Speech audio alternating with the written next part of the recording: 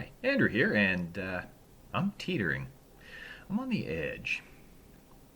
See, I started this little channel to talk about the difficulties that I've had with my mental health problems, with my depression problems.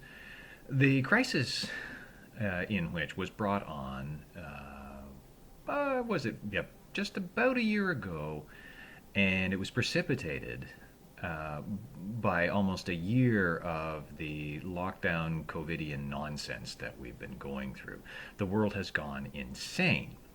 Or at least I have mentioned repeatedly that the world has gone insane.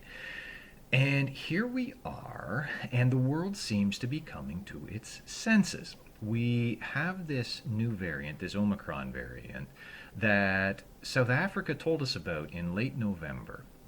And they tracked it, and they saw that it was incredibly contagious, but the severity was much reduced from the previous waves.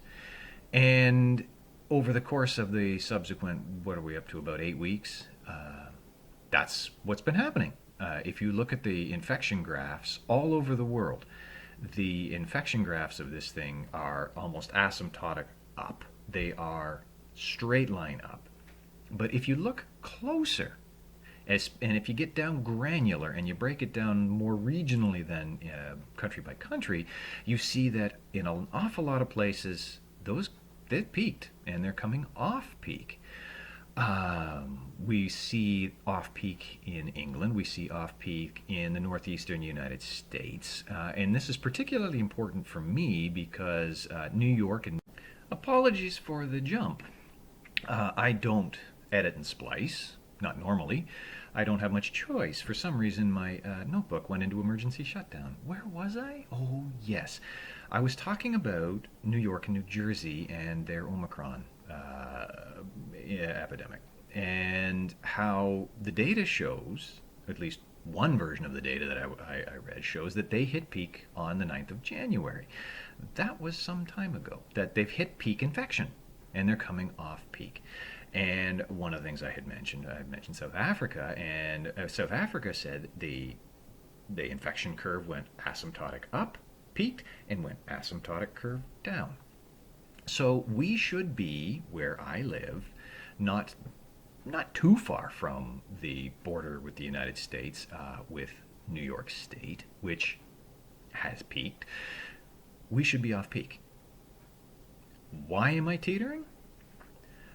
Because Premier Jellyfish spent 3 days teasing us with, I got good news. There's good news coming. I got a big good news announcement for the gyms and restaurants.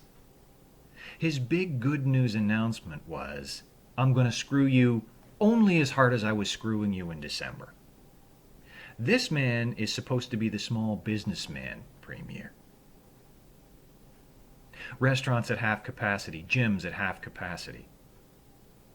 In 2 weeks. Not exactly 2 weeks, in 10 days. England just announced, we're done. It's over. Go back, live your life. Even France, where President Macron said, I'm going to do everything I can to piss off the unvaccinated. France is talking about canceling their vaccine passports. All of Northern Europe is talking about opening up completely, wide open, no restrictions. Premier Spineless Jellyfish still has my children in masks. I'm teetering on the edge here.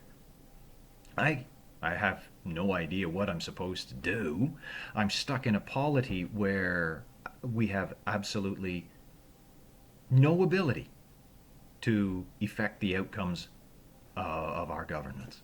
The only thing we can do is vote some other criminally stupid politician into power every 4 years. Why did Boris Johnson make the announcement that it's time to end this all?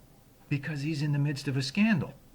And he's got a backbench rebellion going on. And if he doesn't do something massive to turn himself around in the polls, he's going to be chucked out of his premiership.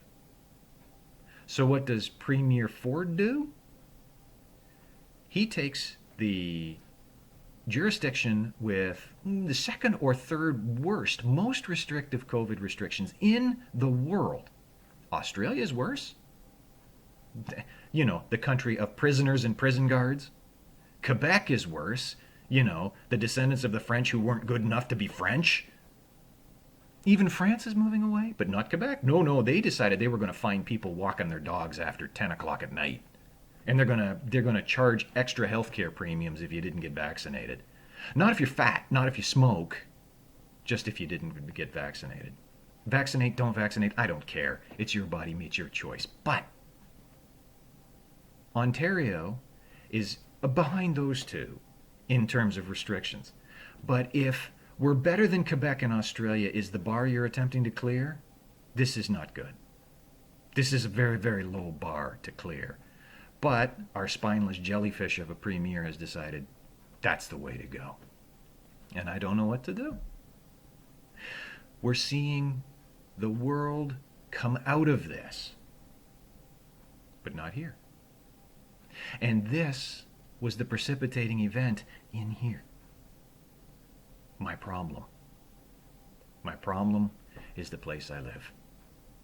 But I can't get out of here until the restrictions are lifted. And I don't know what to do. And it's messing with my children. And that's the worst part of it. What happens to me, what doesn't happen to me, that's me. And I'll live or die. I'll deal with that. But it's messing with my kids. So, on the incredibly minuscule chance that Stay Puft the Marshmallow Man, Premier of Ontario, or somebody in his circle sees this, are you stupid? I mean, I thought a politician's sole goal in life was to get reelected. And you're punting, and you're going to lose. This is your reelection plan, you moron?